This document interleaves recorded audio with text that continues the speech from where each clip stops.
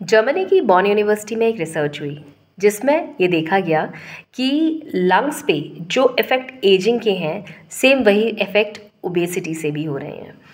जैसे जैसे हमारी एज बढ़ती है वैसे वैसे लंग्स की भी एजिंग हो रही है और उसमें उनकी एफिशिएंसी में, उनकी शेप में, उनकी इलास्टिसिटी में चेंजेस आने लगते हैं। और जो लोग ओबीज़ हैं, चाहे वो कम उम्र के ही क्यों ना हो, उनमें भी ये चेंजेस देखे गए। उनके जो सेल्स होते हैं उनमें एक्सेसिव फैट डिपोजिशन की टेंडेंसी होती है। जो फाइब्रोब्लास्ट जो कि कनेक्टिव टिश्यू है लंग्स के, उनके सेल्स में भी एक्सेसिव फैट डिपोजिशन हो जाता है। और इसके साथ ही जो एक्स्ट्रा सेलुलर मैट्रिक्स है लंग्स की, उसमें भी शेप में चेंजेस आने लगते हैं जो कि प्रोटीन बेस्ड स्कैफोल्डिंग है।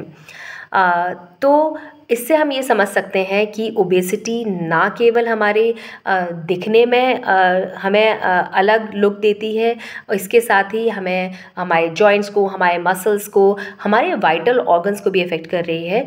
तो हमें चाहिए कि हम ओबेसिटी की तरफ ना जाएं और जिनको भी टेंडेंसी है वो भी इसको कंट्रोल करने की कोशिश करें। और सबसे अच्छा तरीका यही है कि आप healthy, balanced and nutritious diet लें। दिन में 3 मील्स ज़रूर लें और अपने मेटाबॉलिज्म को बूस्ट करने के लिए 2 से 3 घंटे में के गैप से कुछ ना कुछ ज़रूर खाते रहिए। और साथ में हफ्ते में 5 दिन एक्सरसाइज ज़रूर करनी है। अगर आप मॉडरेट काइंड ऑफ एक्सरसाइज करते हैं तो you should go for 150 minutes in a week. और अगर आप हाई इंटेंसिटी एक्सरसाइज करते हैं तो आप 75 मिनट्स इन अ वीक भी एक्सरसाइज कर सकते हैं।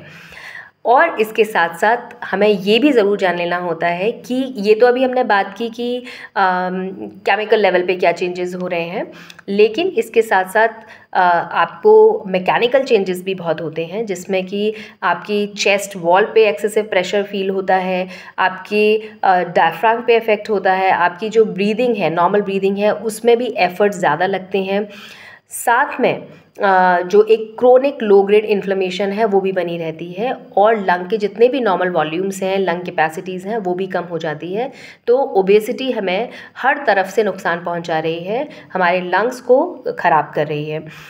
तो कोशिश करनी चाहिए कि लंग्स का ध्यान रखें। जैसे इस धरती के लिए ट्रीज़ इम्पॉर्टेंट हैं जो कि उसे ऑक्सीजन देते हैं, वैसे हमारी बॉडी के लिए लंग्स बहुत इम्पॉर्टेंट हैं जो कि हमें ऑक्सीनेटेड ब्लड सप्लाई करते हैं। तो हम कोशिश करेंगे कि अपने प्लान में नॉर्मल जो ब्रीदिंग एक्सरसाइजेज हैं उसके साथ साथ स्पेसिफिकली जो लंग रिहैब के रिजीम है वो भी ऐड करें।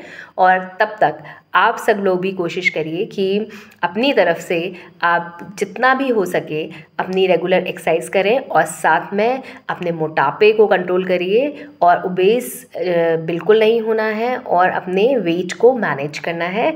और धीरे धीरे हम लंग रिहैब की एक्सरसाइजेज भी शुरू करने वाले हैं। तब तक stay healthy, stay happy. Thank you.